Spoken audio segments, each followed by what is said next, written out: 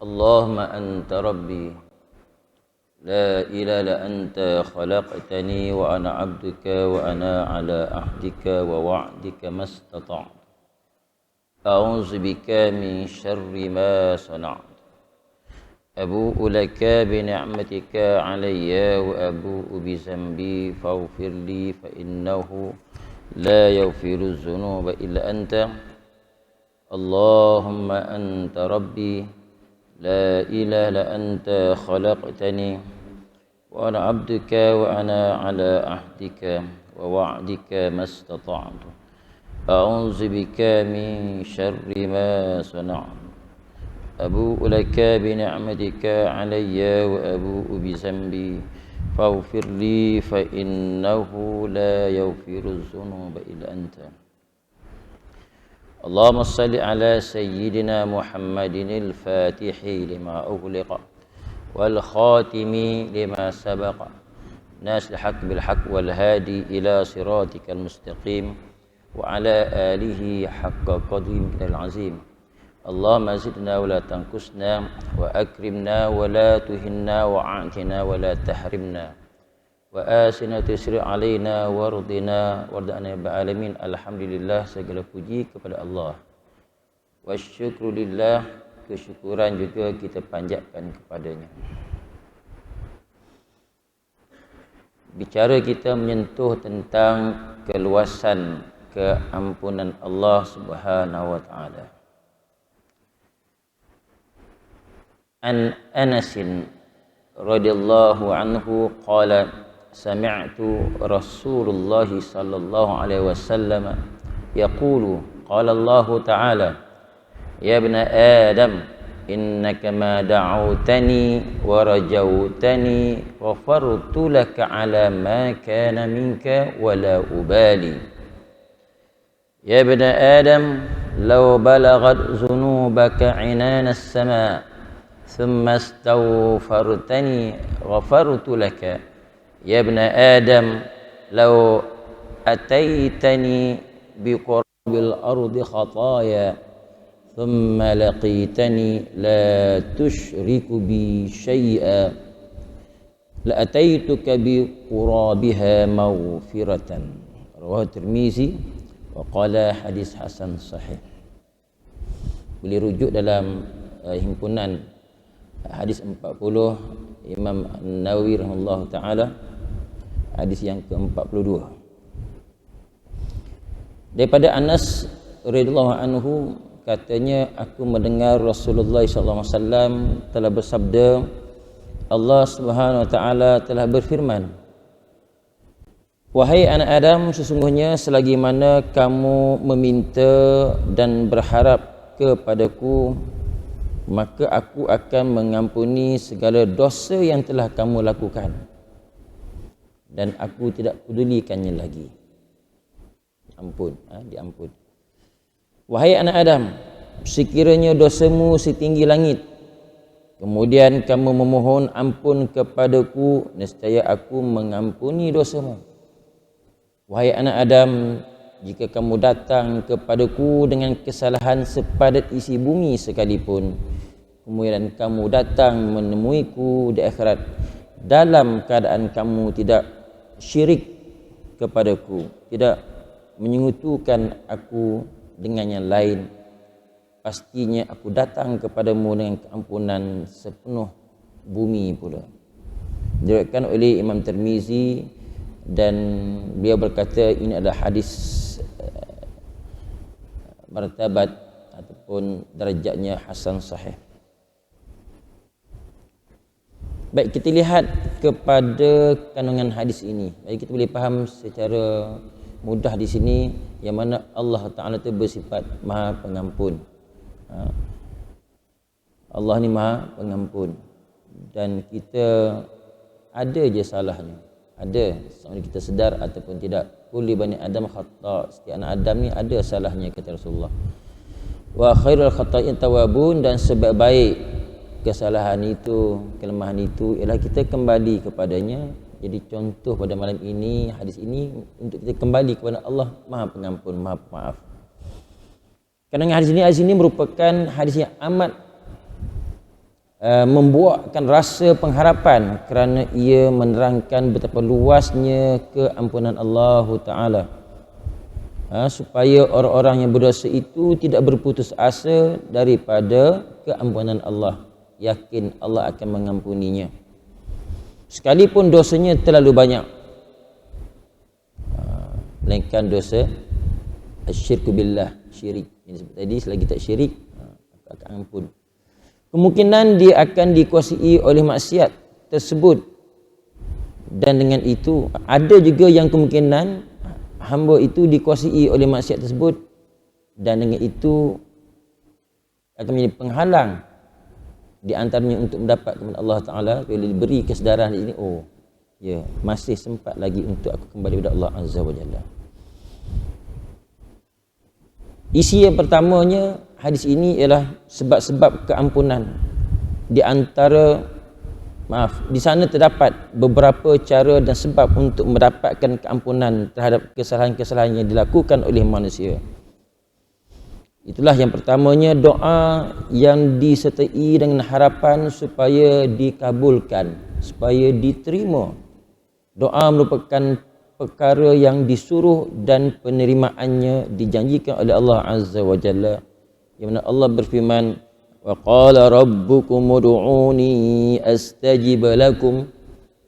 Jadi ada segelintir para imam, dan juga kalau di Mesir dulu, bagi imam dia Tok Siak, Tok Siak tu dia tolong bacakan wa qala rabbukum ud'uni astajib lakum. Selepas ada zikir wirid semua, dia macam tu. Syekh pun berdoa, imam berdoa, ada masing-masing berdoa. Kalau kita sini, kita mengaminkan doa imam, mana-mana pun boleh, yang maunya dah berdoa. Ini dalam surah Al-Ghafir ayat 60 yang bermaksud wa qala rabbukum ud'uni astajib lakum, dan Tuhan kamu telah berfirman, berdoalah kamu kepadaku, nescaya aku perkenankan doa permohonan kamu tersebut. Daripada An-Nu'man bin Bashir radhiyallahu anhu, Nabi ada bersabda sallallahu alaihi wasallam, Nabi ada bersabda, apa kata Rasulullah, inna du'a wal ibadah. Thumma qara'a wa qala rabbukum ud'uni astajib lakum. Kata Rasulullah, sesungguhnya doa itu adalah ibadah. Kemudian baginda membaca ayat Quran tadi, wa qala rabbukum ud'uni astajib lakum, dan Tuhan kamu telah berfirman, berdoalah nescaya aku perkenankan doa permohonan kamu itu. Sesungguhnya kemudian Allah Ta'ala kepada hamba-Nya itu bukan hanya sekadar memberikan taufik kepada mereka untuk berdoa dan merendahkan diri kepada Allah sahaja, bahkan di antara kurniaan Allah kepada hamba-Nya ialah dengan dia memberi dan memakbulkan, menerima doa tersebut. Yang mana At-Tabarani meriwayatkan hadis marfu' yang berbunyi, man u'tiyad du'a u'tiyal ijabah. Dan Allah Ta'ala yaqul ud'uni astajib lakum. Bermaksud barang siapa yang diberikan taufik untuk berdoa, nak berdoa pun dapat taufik dia, dapat iradah Allah Ta'ala sepakat untuk berdoa. Barang siapa yang diberikan taufik untuk berdoa, akan diberikan kepadanya penerimaan doanya, kerana Allah SWT berfirman, berdoalah kamu kepadaku, nescaya aku perkenankan doa permohonan kamu itu. Dalam hadis lain pula Rasulullah ada bersabda, maka Allahu liyaftataha ala 'abdin babad du'a wa yaghliqu anhu babal ijabah. Yang bermaksud Allah SWT tidak akan membuka pintu untuk berdoa, sedangkan pada waktu yang sama juga dia menutup pintu penerimaan. Jadi berdoa ni, saya ingat arwah guru saya dulu, kita berdoa nak bercakap dengan Allah Ta'ala. Rupanya memang kita nak kena belajar dan diajar oleh guru kita. Mari kita payah doa. Nak doa macam mana? Nak minta macam mana? Apa yang nak kita katakan? Kan? Maka di sana buku doa cukup banyak. Tapi apabila kita dengar ada seorang guru bagi doa satu, kita rasa dah lega dah. Dia ulang walaupun benda yang sama. Tapi tak apa, sebab itu doa memberi satu tuntutan yang merupakan ibadah. Inna doa huwal ibadah. Sungguh doa itu adalah ibadah.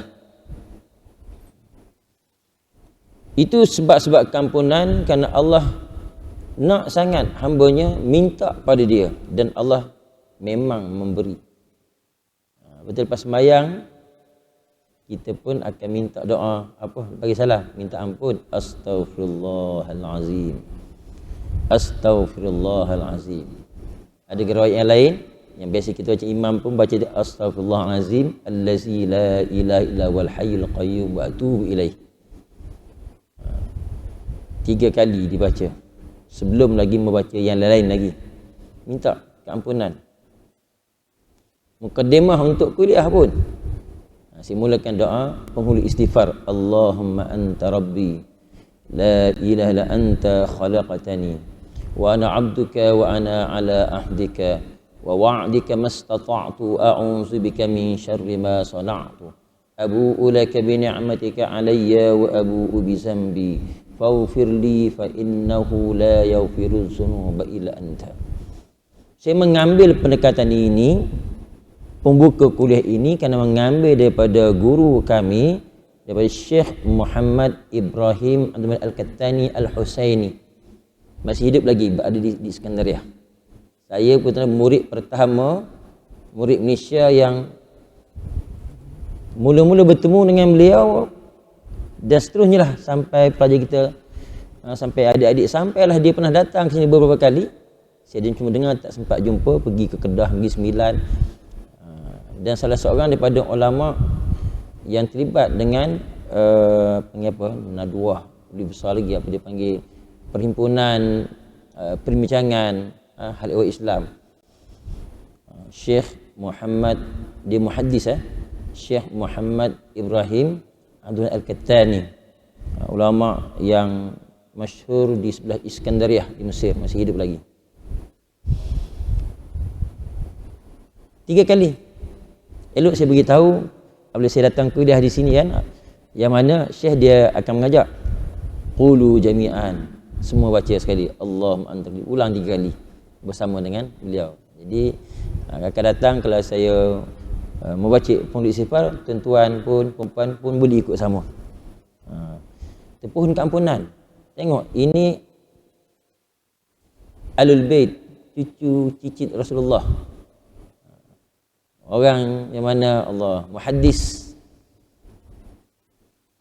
ulama lagi kan, muhaddis lagi, faqih, ditunjuk contoh yang baik, tauladan. Kerana kita tak terlepas daripada kesalahan. Nak mula majlis pun beristighfar, nak akhir majlis pun juga istighfar.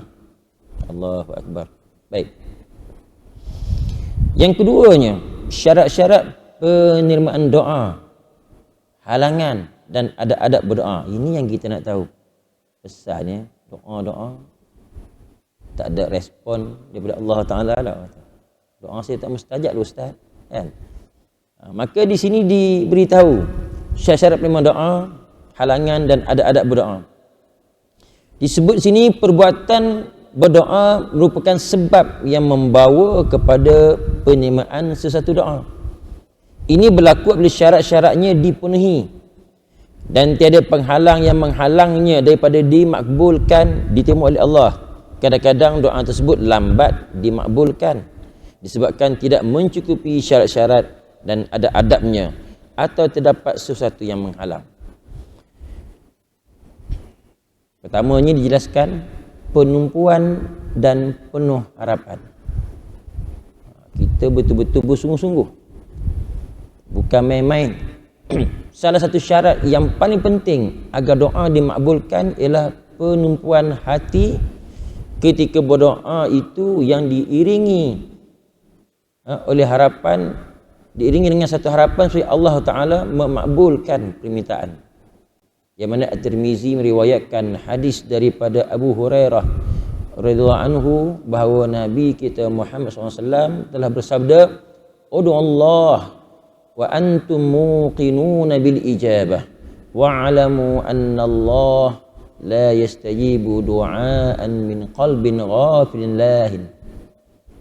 Kata Rasulullah, berdoalah pada Allah dalam keadaan kamu yakin Allah akan menerima, akan memakbulkan permintaan kamu. Ketahuilah sungguhnya Allah Ta'ala tidak menerima doa daripada hati yang lalai dan tidak bersungguh. Tak boleh buat main-main. Acuh tak acuh tak boleh. Dan kalau kita fikir satu perkara, memang itu doa. Dalam perkara lain pun kita tak boleh buat main-main, kena bersungguh-sungguh. Barulah kalau kita ni jenis dipantau oleh majikan ataupun diperhatikan oleh rakan sekerja, tengok kamu ni main tak bersungguh. Kita diajar oleh Islam, agama kita tu, sedangkan berdoa pun bersungguh, berarti yang lain kena bersungguh-sungguh juga. Tak boleh main-main. Terdapat dalam kitab Al-Musnad daripada Abdullah bin Umar bahawa Nabi SAW telah bersabda, al-qulubu aw'iyatun wa ba'duha aw'a min ba'd, fa iza sa'altumullah azza wa jalla ayyuhan nas fas'aluhu wa antum muqinuna bil ijabah, fa inna allaha la yastajibu li 'abdin da'ahu an zahri qalbin ghafilin. Sabda Rasulullah, hati adalah ibarat bekas aw'iyah. Ibarat bekas, sebahagiannya adalah lebih sesuai untuk digunakan sebagai tempat menyimpan daripada sebahagian yang lain. Wahai manusia, apabila kamu memohon kepada Allah Azza wa Jalla, maka pohonlah dalam keadaan kamu yakin kepada Allah akan menerima apa yang kamu minta. Sebenarnya Allah Ta'ala tidak menerima doa seorang hamba yang hatinya lalai. Di antara tanda-tanda pengharapan ialah sentiasa berada dalam ketaatan. Allah Subhanahu Taala telah berfirman, Allah mana bersungguh-sungguh, bukan main-main, dan tanda pengharapan yang benar itu ialah dalam ketaatan. Aduh, dalam ketaatan. Ingat yang saya buat, saya datang tazkirah Jumaat yang lalu kan, menyebut tentang kata-kata Imam Al-Ghazali yang mana disebut ad-dinu syatrani, agama itu ada dua perkara. Yang pertamanya ialah melakukan ketaatan, keduanya meninggalkan apa yang terlarang, apa yang dilarang. Untuk melakukan ketaatan cukup mudah, boleh dilakukan oleh semua orang. Buat baik kebajikan ni, orang jahat pun boleh buat juga. Maksud begitu. Orang buat maksiat pun boleh buat. Tetapi untuk meninggalkan perkara yang terlarang ni, dia kata itu al-asyad, lebih teruk. Melainkan memang benar-benar datang pada hati yang benar untuk berubah, untuk tinggalkan apa yang telah dilakukan, perkara yang salah di sisi agama tu. Jadi apabila mengingat yang saya sebut baru ini, tengok di sini Allah, antara doa kita yang nak terima itu ialah kita juga dalam ketaatan. Saya rasa ustaz sekalipun kan, ustaz pun lebay ke apa, kita rasa boleh kita ada je salah aku ni kan. Kita bimbang tentang doa-doa kita ni yang Allah tak makbul kerana kita ada engkar. Bersungguh dah bersungguh dah. Sebab itu kita perlu lakukan istighfar. Ni dah start cuti sekolah ni, nak kahwin pun, nak akad nikah, imam ajak, sesamalah kita saya seru kepada pengantin lelaki, perempuan dan ibu bapa dan keluarga yang sini, kita beristighfar, mohon ampun kepada Allah Ta'ala. Astaghfirullahalazim. Tujuannya apa? Sebabnya sekurang-kurangnya kalau berlaku sifat fasik kepada walinya, itu sebagai wali walinya apa? Kita tak tahu. Mudah Allah ampunkan ketika itu, maka kita mendapat satu majlis yang diberkati, kan kita pun ampun dulu. Besar istighfar ni, bukan main-main. Allahu Akbar. Baik. Apa yang disebut di antara tanda-tanda pengharapan ialah sentiasa berada dalam ketaatan. Qala Allah Ta'ala innal ladzina amanu wal ladzina hajaru wa jahadu fi sabilillah ulaika yarjuna rahmatallah. Ini surah Al-Baqarah ayat 218 yang bermaksud sesungguhnya orang-orang yang beriman dan orang-orang yang telah berhijrah serta berjuang pada jalan Allah dengan maksud untuk menegakkan agama Islam itu, mereka adalah orang-orang yang mengharapkan rahmat Allah. Itu yang pertama, perempuan dengan penuh harapan dan pastikan sentiasa dalam ketaatan. Yang kedua daripada syarat penerimaan doa, halangan dan adab-adab berdoa ni, yang keduanya bersungguh-sungguh ketika meminta dan berdoa. Seseorang itu hendaklah berdoa dengan penuh kesungguhan dan keyakinan tanpa ada perasaan ragu dan bimbang dalam hati dan doanya. Terima kedak ni, dah sampai dalam nangis, jangan terima kedak ni. Lepas dia gelak ke apa, jangan. Rasulullah SAW melarang daripada berkata ketika berdoa atau mohon ampun begini. Nabi bagi contoh. Nabi larang macam mana? Jangan main-main doa ni, acuh tak acuh. Contohnya, ya Allah, ampunilah aku jika engkau kehendaki. Bagi choice pada Allah Ta'ala, jadi pilih. Jangan, tak boleh. Kita bersama kawan, tak apalah, aku minta maaf lah. Kalau nak maaf, tak nak maaf pun tak apa. Jangan buat begitu. Itu dengan kawan, dengan orang, dengan Allah jangan buat macam tu. Ya Allah, ampunlah aku. Kalau kena ampun tak nak pun tak apa. Jika kau kehendaki, jangan. Ini ada saranan tegahan begitu. Kata Rasulullah bagi contoh, ya Allah, ampunilah aku jika engkau kehendaki. Ya Allah, turunkanlah rahmat kepadaku jika engkau mengingininya. Jangan. Tetapi dia hendaklah bersungguh-sungguh dan yakin ketika berdoa, kerana Allah SWT bebas melakukan apa saja yang dikehendaki oleh Allah itu dan tidak ada kuasa yang dapat menghalangnya. Ini ada satu riwayat daripada Imam Muslim. Kita tak terfikir nak, aku pernah jadi main-main rupanya. Tapi yang lepaslah mana kita tahulah. Dengan Allah ni dia tak ada main-main. Dengan agama ni tak ada main-main. Situ. Dalam kitab As-Sahih daripada Nabi Muhammad SAW bahawa baginda telah bersabda, "Iza da'a ahadukum fala yakul Allahumma ighfirli in syi'ta walakin liyu'azzim raghbah fa inna Allah subhanahu la yata'azamuhu syai'un a'tahu." Kata Rasulullah, apabila salah seorang mereka berdoa, maka janganlah dia berkata begini, ya Allah, ampunilah aku jika engkau mahu. Allah maghfirli, Allah ampunilah aku in syi'ta, kalau kau nak macam tu. Aduh.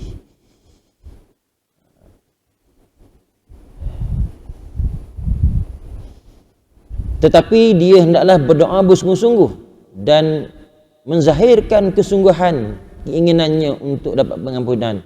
Sebenarnya Allah sedikit pun tidak merasa besar terhadap apa yang dikurniakan Allah itu sendiri.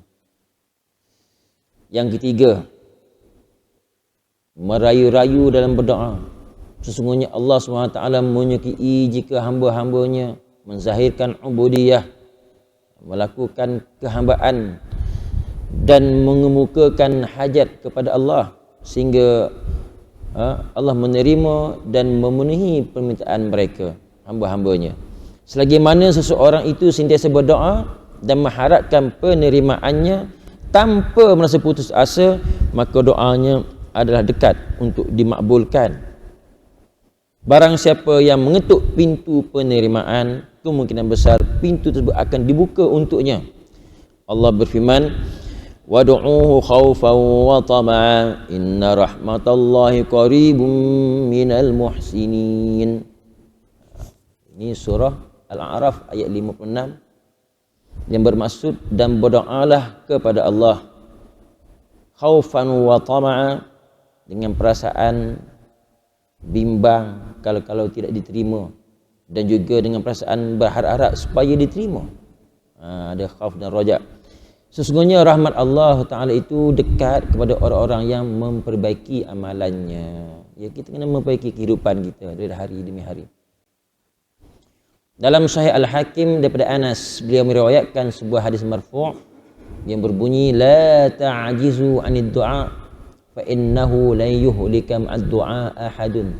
Janganlah kamu berputus asa dalam berdoa, kerana tidak ada seorang pun yang binasa disebabkan oleh doanya.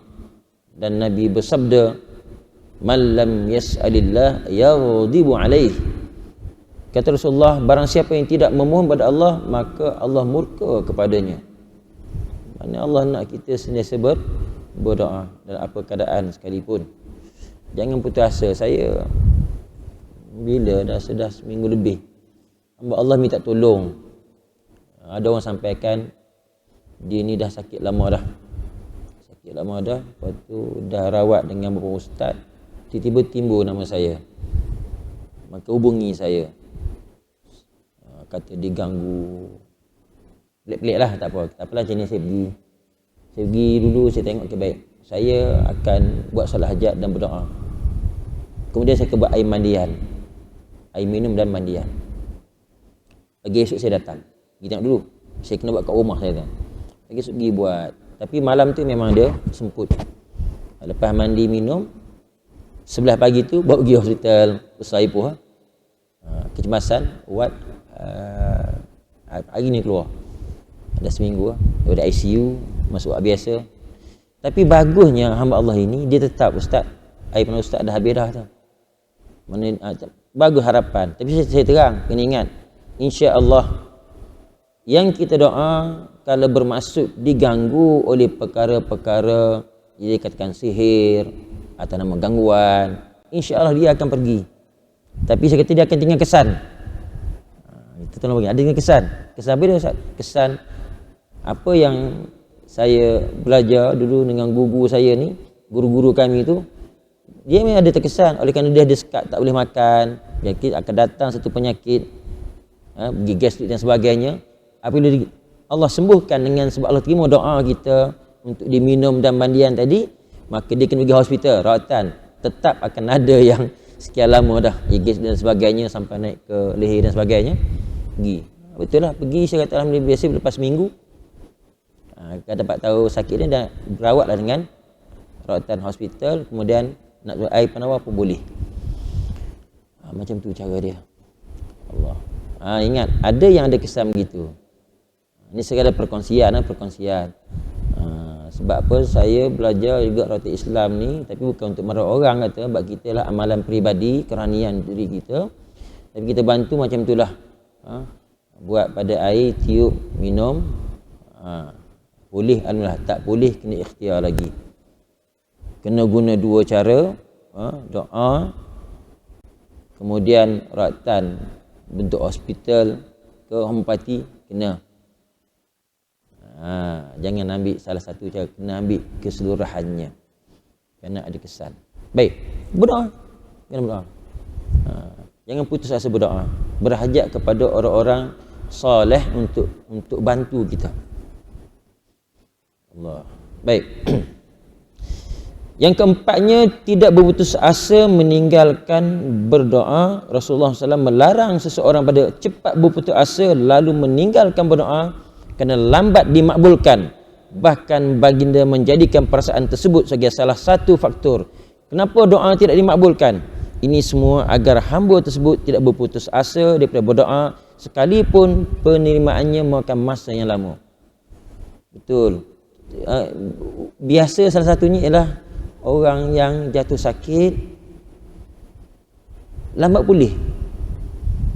Dia air penawar pun dia, rawatan ustaz tu, rawatan Islam, hospital apa semua, pergi acara kampung, herba, lambat. Tak apa, teruskan. Jangan putus asa. Kerana setiap penyakit itu dia ada ubat dia, ada pemulihan. Cepat lambat itu terserah pada Allah Azza wa Jalla. Jangan berputus asa. Begitu. Allah. Sabda Nabi SAW, Sesungguhnya Allah Ta'ala ni mencetai orang-orang yang sentiasa merayu dalam doa, yang Nabi ada bersabda, yustajabu li ahadikum ma lam ya'jal fa yaqulu qad da'awtu rabbi falam yastajib layya. Doa kamu akan dimakbulkan selagi mana kamu tidak berputus asa dengan mengatakan, aku telah berdoa kepada Tuhanku tapi dia tidak menerimanya. Teruskanlah berdoa. Kita rasa macam Tuhan tak terima, teruskan berdoa, jangan putus asa. Yang kelimanya pula, sebab-sebab tu, rezeki yang halal. Punca yang masuk pendapatan kita ke mulut kita ni, rezeki yang halal. Di antara sebab terpenting doa dimakbulkan ialah rezeki yang diperolehinya adalah halal dan penghasilannya adalah menggunakan cara yang dibenarkan oleh syarak, oleh agama. Di antara penghalang doa daripada diterima ialah seseorang itu tidak mempedulikan rezekinya itu sama ada halal ataupun haram, dia tak kisah. Dalam hal ini Nabi ada bersabda, Nabi Muhammad SAW ada bersabda yang bermaksud, seorang lelaki telah menadahkan tangannya ke langit dan berdoa, lalu berkata, ya Rab, wahai Tuhanku, sedangkan makanannya adalah daripada yang haram, minumannya juga daripada yang haram, pakaiannya juga daripada yang haram, dan dia diberi makan daripada benda yang haram, bagaimanakah doanya akan diterima? Hadis ini, keterangan ini ada disebut dalam himpunan hadis 40 juga, yang bicara tentang al-halalul bayyin wal haramu bayyin wa bainahum umurun mushtabihat. Yang halal tu jelas, yang haram tu pun jelas. Di antara hal haram tu ada perkara yang meragukan, dan hadis panjang. Lepas ada menyebut tentang hadis yang kita dengar sekejap tadi berkaitan dengan sumber pendapatan, cara dia makan, cara dia pakai, semua itu daripada semua yang haram. Itu juga akan menghalang untuk mendapat apa dia? Mendapat doa yang diterima oleh Allah Ta'ala. Nabi juga ada bersabda, ya Sa'd, atib mat'amaka takun mustajabad da'wah. Wahai Sa'ad, makanlah yang baik-baik, nescaya doamu dimakbulkan. Begitu. Allah. Dan pengisian yang ketiga hadis ini ialah memohon keampunan.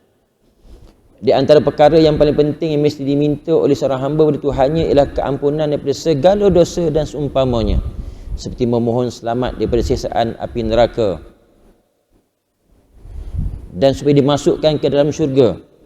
Nabi SAW bersabda yang bermaksud di sekitarnya kita bermohon, yang dimasukkan dengan di sekitarnya itu ialah di sekitar permintaan supaya dimasukkan ke dalam syurga, selamat pada api neraka. Abu Muslim Al-Khawlaini berkata, setiap kali aku ingin berdoa, doa aku teringatkan api neraka, maka aku alihkan doa tersebut untuk memohon perlindungan daripadanya. Rupanya kita minta setiap kali lepas solat. Setiap kali lepas solat, yang biasa kita baca imam ialah waktu maghrib dan subuh. Tadi, Allahumma ajirna minan nar, Allahumma ajirna minan nar. Ada riwayat mengatakan 3 kali, ada 7 kali. Imam kita baca 7 kali, dan saya amalkan 7 kali. 7 kali. Yang mana minta dilindungi pada api neraka ni, hadis yang sahih diriwayatkan oleh Imam Abu Ya'la daripada Abu Hurairah dan anhu, daripada Nabi SAW bersabda, mastajara 'abdun minan nar 7 marratin illa qalatin nar ya rabbi inna 'abdaka fulanan istajara minni fa ajirhu, wa la sa'ala 'abdul jannah 7 marratin illa qala al jannah ya rabbi inna 'abdaka fulanan sa'alani fa adkhilhul jannah. Dengan maksud tidaklah seorang hamba memohon perlindungan kepada Allah Subhanahu wa ta'ala pada azab api neraka sebanyak 7 kali, melainkan neraka akan berkata, wahai Tuhanku, sesungguhnya hamba ini, si fulan ini, orang ini telah memohon perlindungan denganmu daripadaku, oleh itu lindungilah dirinya. Begitu juga tidaklah memohon oleh seorang hamba kepada Allah Ta'ala balasan syurga sebanyak 7 kali, melainkan syurga akan berkata, wahai Tuhanku, sungguhnya hamba-Mu ini, si fulan ini telah memohon untuk memasukiku, masuk ke syurga. Justru engkau memasukkan dia ke dalam syurga-Mu. Riwayat Abu Ya'la. Jadi bukannya kita sebut tu saja, bahkan sebagai hadis ini diberitahu, mana diberitahu, ya Allah, hamba-Mu ini telah minta supaya dijauhkan, dielakkan daripada api neraka. Allahumma ajirni minan nar. Kalau seorang, kalau ramai, Allahumma ajirna. Tuan-tuan sekalian, Allah cantik kita, sebab kita dah buat selalu wirid lepas maghrib dengan subuh ni, selain daripada istighfar 3 kali, lepas tu la ilaha illallah syaikhlah 10 kali, kemudian masuk Allahumma jannah minan nar 7 kali, lepas tu Allahumma antas salam, Al-Fatihah, ayat kursi, bahalah wirid subhanallah 33, alhamdulillah 33, Allahu akbar 33, kemudian doa. Itu yang paling ringkas, tak apalah. Nak beritahunya, kita buat itu dengan bersungguh-sungguh, tuan-tuan. Sebab kita dengar hadis tadi kan, keterangan dia ialah minta pohon tu bersungguh-sungguh dengan yakin, insya-Allah selamat. Jadi kalau kita duk latih saban hari subuh dan maghrib begitu, saya sebut sebabnya biasa, sebab kita bekerja, biasa zuhur asar ni tak berapa nak baca wirid macam tu lah kan. Tapi tak apa nak cerita, kalau boleh amal 5 waktu gitu lagi bagus. Tapi ni saya sebut yang biasa maghrib dengan subuh. Kalau isyak pun dibaca juga. Buat bersungguh walaupun pendek. Macam hari ni hari Jumaat, saya hari ni rasa galat semain Jumaat tadi, bukan semayang. Lepas imam bagi salam, saya terpaksa bergegas pergi ke Kuala Kangsar nak hantar anak pada adik ipar, janji dia bagi serai jumpa Kuala Kangsar, nak hantar anak balik Kelantan. Saya tak balik lagi lah, tak ada ni sampai Selasa ni, lepas keluar duha baru saya balik. Ada urusan di sini. Allah galaknya terasa Allah. Tapi saya pun sambil berjalan duk istighfar banyak, berdoa. Sebab terpaksa buat begitu. Jangan tak berdoa langsung. Sebab tu saya sarankan pada hari Jumaat, nisbah pada orang yang bekerja, kerana kita selain pada Kelantan, Kedah, Terengganu dan Johor mereka tak bekerja hari Jumaat. So mereka boleh berzikir panjang. Kalau kita paling ringkas lepas bagi salam, walaupun tak boleh ikut imam, kita istighfar 3 kali, berdoa pendek, jangan tinggal Rabbana atina fid dunya hasanah wa fil akhirati hasanah wa qina azabannar. Dia dah rangkum semua dah tu. Wahai Tuhan kami, atina fid dunya hasanah, datangkan, terjadikan atas dunia kami ni baik-baik semua. Dan akhirat pun baik-baik juga, dan jauhkan daripada api neraka. Lepas tu satu lagi sama, wa adkhilnal jannata ma'al abrar, dan masukkan kami ke syurga. Tadi hadis yang tadi disebutkan, ada hamba Allah minta 7 kali dijauhkan api neraka. Ya Allah, diminta kau jauhkan dari api neraka. Lepas tu datang lagi doa kita minta, ya Allah, orang ini dulu minta atas dunia supaya dimasukkan ke syurga-Mu 7 kali, maka masuklah ke syurga dia. Sebab tu ketika orang duk tawaf, ni orang nak pergi haji ni, siapa yang ada peluang dapat tunaikan haji, memang disarankan kalau sampai ke Bucu, rukun Yamani, nak ke Hajar Aswad, digalakkan baca Rabbana atina fid dunya hasanah wa fil akhirati hasanah wa qina azabannar wa adkhilnal jannata ma'al abrar ya aziz ya ghaffar ya rabbal alamin. Ulang-ulang sampailah ke Hajar Aswad, boleh mula untuk pusingan seterusnya bismillahi Allah akbar walillahil hamd istilam dalam zikir sampai di wujud tu Rabbana atina. Kita pun di sini cek lepas sembahyang baca doa tu, yang biasa kita dengar dan boleh diingati.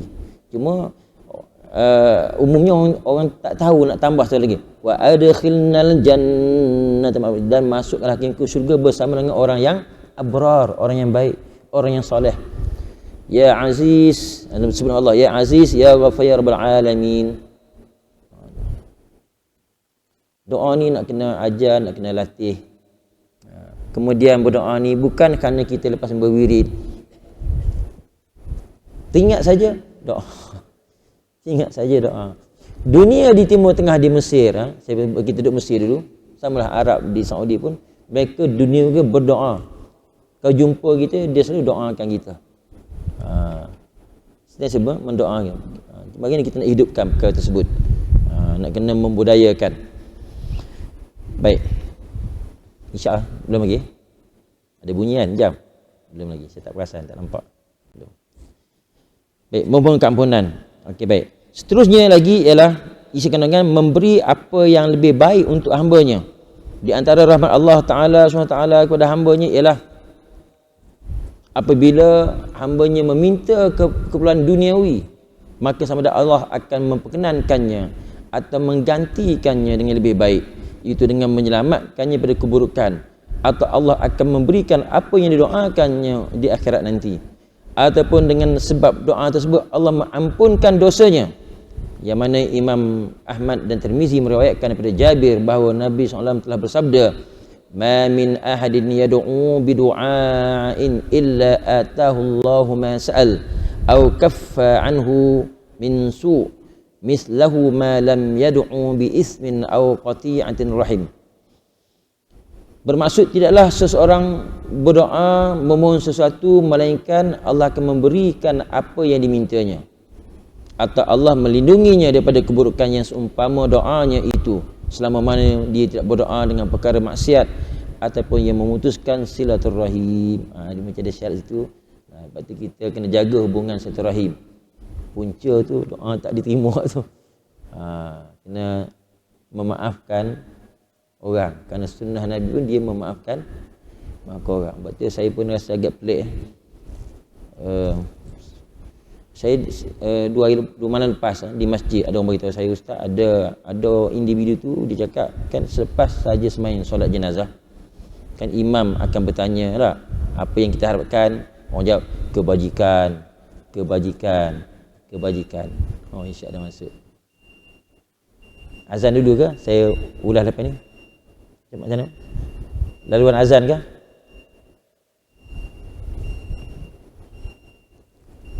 Saya nak tutup ni, nak tutup dengan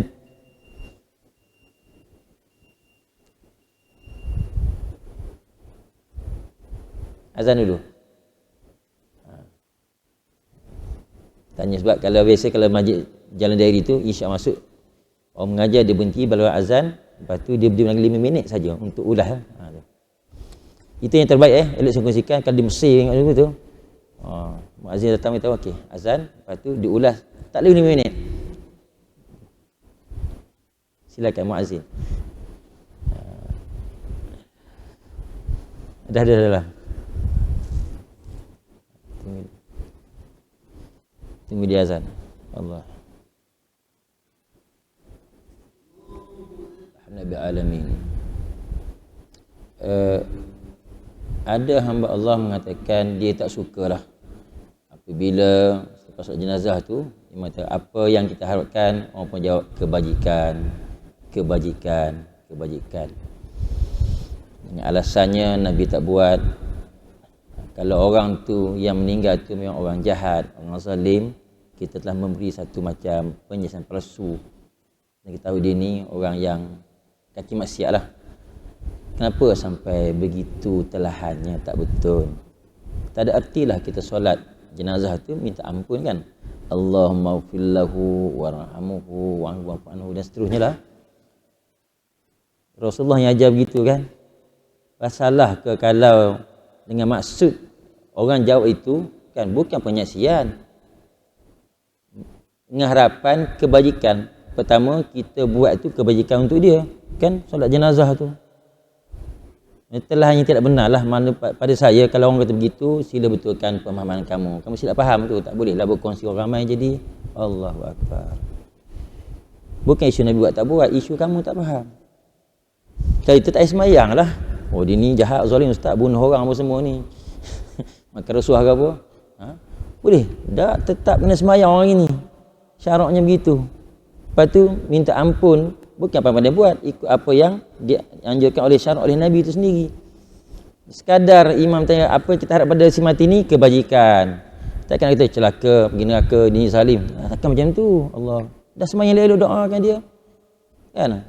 Dah meninggal ni orang yang kita bermusuh, kalau dah meninggal kita tak boleh kita buruk kat dia dah. Cukup sudahlah. Jadi kita sarankan pohon keampunan pada Allah kepada hamba ini. Begitu. Itu sebab Allah lah. Pengadilan di sisi Allah Ta'ala, bukan kita yang mengadilinya selepas dia meninggal. Itulah. Maksud di sini, di manakah kesan kita orang yang mengerti, yang katakan selalu beristighfar ni, dia boleh buat telahan yang tak betul lah. Tak boleh macam itu. Kalau kita tak suka, setakat kita jangan suarakan sampai jadi viral, tak cantik lah, tak manis. Begitu. Rasulullah doakan umat dia tu kan. Satu kesan dakwah yang baik. Mudah-mudahan Allah mengampuni kita semua. Jadi kesimpulan di sini satu sahaja, apa yang kita dengar tadi ialah berkaitan dengan kita tidak boleh berputus asa untuk memohon kepadanya. Bahkan Allah Ta'ala dia murka, dia marah kalau kita tak minta dengan dia. Tak minta dengan dia. Teruskan bermunajat, bermohon. Orang minta tolong doa, kita doakanlah. Memudahan dengan sebab kita bermurah hati orang tu, bagusnya orang ni, tolong doakan saya. Betul. Doakanlah. Situ. Mudah-mudahan Allah ampunkan segala kelemahan kecuaian kita, supaya kita ni hidup dalam keadaan beragama yang benar, kerana ad-dinul hayah, agama itu satu kehidupan yang benar mengikut apa yang telah dibawa oleh Nabi kita Muhammad SAW, yang beliau tinggalkan kepada para sahabat dan pada ulama-ulamanya yang mewarisi para anbiya. Al-ulama'u warasul anbiya. Ulama yang benar yang faham dengan baik itu mewarisi akan tugas-tugas membawa risalah Islam untuk umat para nabi tadi, insya-Allah. Innallaha wa malaikatahu yusalluna 'alan nabi ya ayyuhallazina amanu sallu 'alaihi wa sallimu taslima. Allahumma salli afdhala salatin 'ala as'adi makhluqatika sayyidina Muhammadin wa 'ala alihi wa sahbihi wa sallim adada ma'lumatika wa midada kalimatika kullama zakaraka zakiruna wa ghafala an zikrikal ghafilun. Subhana rabbika rabbil izzati amma yasifun wa salamun alal mursalin walhamdulillahi rabbil alamin. Amin. Allah